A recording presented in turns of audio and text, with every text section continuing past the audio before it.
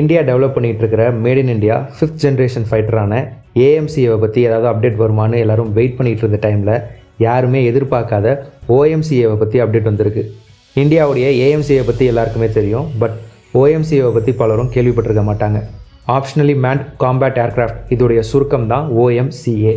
India கிட்ட பைலட்ஸால் இயக்கப்படுற பலவிதமான போர் விமானங்கள் இருக்குது. அதே மாதிரி சின்ன சைஸ் ட்ரோன்ஸ்லேருந்து தாக்குதல் நடத்துகிற திறன் உள்ள யூசிஏவிஸ் வரைக்கும் பலவிதமான ஆளில்லா விமானங்கள் நம்மக்கிட்ட இருக்குது. பைலட்ஸால் இயக்கப்படுற போர் விமானம், ட்ரோன்ஸ் அதாவது ஆளில்லா விமானம், இது ரெண்டுடைய கலவை தான் OMCA. Optionally manned combat aircraft, இதோட பேர்லேருந்தே நாம் தெரிஞ்சுக்கலாம் இந்த விமானத்துக்கு பைலட் ஆப்ஷனல் தான். மிஷனுக்கு ஏற்ற மாதிரி ஓஎம்சிஏ விமானத்தை பயன்படுத்திக்கலாம். அதாவது இந்த ஓஎம்சிஏ விமானத்தை ஒரு ஆள் இல்லாத விமானம் மாதிரியும் பயன்படுத்தலாம். தேவை ஏற்படும் போது இந்த விமானத்தை பைலட்டும் இயக்குவார். இந்த ஆப்ஷனலி மேன்ட் கான்செப்ட் ரொம்பவே அட்வான்ஸ்டான ஒரு டெக்னாலஜி. எதிர்காலத்தில் வரப்போகிற போர் விமானங்கள் எல்லாத்துக்குமே இந்த ஆப்ஷனலி மேன்ட் கேப்பபிலிட்டி இருக்க போகுது. எல்லாம் ஓகே தான், ஆனால் ஏற்கனவே ஆள் இல்லாமல் பறக்கிற ட்ரோன்ஸ் இருக்கிறப்போ இந்த ஓஎம்சிஏ எதுக்கு அப்படின்னு ஒரு கேள்வி சிலருக்கு வரும். உலக நாடுகள்கிட்ட ஆள் இல்லாமல் செயல்படுற பலவிதமான ட்ரோன்ஸ் இருக்குது, ஆனால் ட்ரோன்ஸுடைய கேப்பபிலிட்டி ரொம்பவே லிமிட்டட். அதே சமயம் ஓஎம்சிஏ ட்ரோன் கிடையாது, தானாக செயல்படுற ஒரு போர் விமானம். அதனால ட்ரோன்ஸை கம்பேர் பண்ணும்போது ஓஎம்சிஏக்கு அதிக கேப்பபிலிட்டிஸ் இருக்கும். இந்த ஓஎம்சிஏ விமானங்கள் ஹால் கேட்ஸ் ப்ராஜெக்டோட ஒரு பகுதி. இந்திய பாதுகாப்பு படைகளுக்காக ஹிந்துஸ்தான் ஏரோநாட்டிக்ஸ் லிமிடெட் கேட்ஸ் ப்ராஜெக்டை டெவலப் பண்ணிகிட்டு இருக்காங்க. மேன்ட் அன்மேன்ட் டீமிங் கான்செப்டில் செயல்படுற கேட்ஸ் ப்ராஜெக்டில் CATS hunter, CATS alpha, CATS இன்ஃபினிட்டின்னு பல காம்போனன்ட்ஸ் இருக்குது. இந்த கேட்ஸ் ப்ராஜெக்ட் ஆரம்பித்தப்போ அதில் இந்த ஓஎம்சிஏ விமானங்கள் இடம்பெறல. ஹெச்ஏஎல்லோட கேட்ஸ் ப்ராஜெக்டில் பல மாற்றங்களை செஞ்சுருக்காங்க. அதன் அடிப்படையில் தான் இந்த ஓஎம்சிஏ இப்போ இந்த ப்ராஜெக்டில் சேர்ந்துருக்கு. சில ரிப்போர்ட்ஸில் இந்த ஓஎம்சிஏ ப்ராஜெக்ட்டுக்கான வேலை 2021 ஆரம்பிக்கப்பட்டதாக சொல்லியிருக்காங்க. இப்போ திடீர்னு இந்த ஓஎம்சிஏவை பற்றி பரபரப்பாக பேசப்படுறதுக்கு காரணம், ட்விட்டரில் ஓஎம்சிஏ விமானத்தோட ஃபர்ஸ்ட் ஃப்ளைட்டுடைய இமேஜ் ஒன்று ரிலீஸ் ஆகியிருக்கு. அந்த இமேஜை தான் நீங்கள் இப்போ பார்த்துக்கிட்டு இருக்கீங்க. இமேஜில் இருக்கிற ஏர்க்ராஃப்டில் கேட்ஸ் ஓஎம்சிஏ அப்படின்னு எழுதப்பட்டிருக்கிறத தெளிவாக பார்க்க முடியுது. இந்த வருஷம் நடக்க போகிற ஏரோ இந்தியா ஷோவில் இந்த ஓஎம்சிஏ விமானம் இடம்பெற போகுதுன்னு சொல்லப்படுது. இந்த ஓஎம்சிஏ ப்ராஜெக்டில் இப்போ பயன்படுத்தப்படுற விமானம் கிரண். இந்த கிரண் விமானம் ஹெச்ஏஎல்லால் உள்நாட்டிலேயே வடிவமைச்சு தயாரிக்கப்பட்ட ட்ரெய்னர் விமானம். பழைய சப்சோனிக் விமானமான கிரண் விமானங்கள் ஓஎம்சிஏ கான்செப்டுக்கு பயன்படுத்தப்படுறது சில கேள்விகளை எழுப்பியிருக்கு. ஆனால் பல வருஷமாக டிஃபென்ஸை ஃபாலோ பண்ணிகிட்டு இருக்கிற சில அனலிஸ்ட் இந்த கிரண் விமானங்களில் ஓஎம்சிஏ கான்செப்டை டெஸ்ட் பண்ணி அதை ப்ரூவ் பண்ணினதுக்கு அப்புறம் இந்த கான்செப்டை மற்ற அட்வான்ஸ்டான போர் விமானங்களுக்கு பாஸ் ஆன் பண்ணுவாங்க அப்படின்னு நம்புகிறாங்க.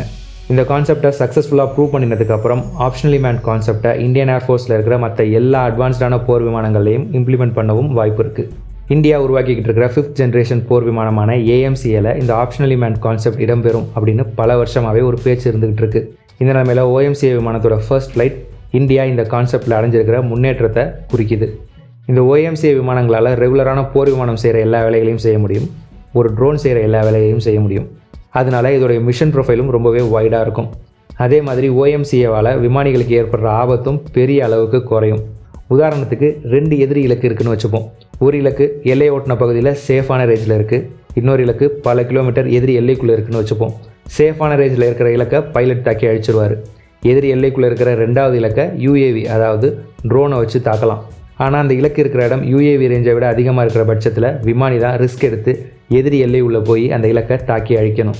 ஓஎம்சிஏ விமானம் வந்ததுக்கப்புறம் விமானிகள் எதிரி எல்லைக்குள்ளே போகிற ரிஸ்க்கான மிஷன்ஸ் எல்லாம் செய்ய வேண்டாம். நான் முன்னாடியே சொன்ன மாதிரி யூஏவிஸை விட ஓஎம்சிஏவுடைய ரேஞ்ச் அதிகமாக இருக்கும். அதனால் ஓஎம்சிஏ விமானத்தை அன்மேன் மோடில் யூஸ் பண்ணி எதிரி எல்லைக்குள்ளே போய் அந்த இலக்கை தாக்கி அழிக்கலாம். ஒருவேளை இந்த மிஷன் அப்போ ஓஎம்சிஏ விமானத்தை எதிரிகள் கண்டுபிடிச்சு தாக்கி அழித்தாலும் விமானம் தான் அழியுமே தவிர பைலட்ஸ் சேஃபாக இருப்பாங்க. இந்த ஆப்ஷனலி மேன்ட் கான்செப்டை யூஎஸ்ஏவும் டெவலப் பண்ணிகிட்டு இருக்காங்க. யூஎஸோட நார்த்ரப் கிரமன் SDRL 457 அப்படிங்கிற ஒரு ப்ராஜெக்டை ரன் பண்ணிகிட்டு இருக்காங்க. இந்த ப்ராஜெக்டில் அவங்க ஆப்ஷனலி மேன்ட் கான்செப்டை தான் சோதிச்சுக்கிட்டு இருக்காங்க. இந்த ஆப்ஷனலி மேன்ட் கான்செப்டில் சைனாவுடைய ஸ்டேட்டஸும் ரஷ்யாவோட ஸ்டேட்டஸும் என்ன அப்படிங்கிறது தெரியல.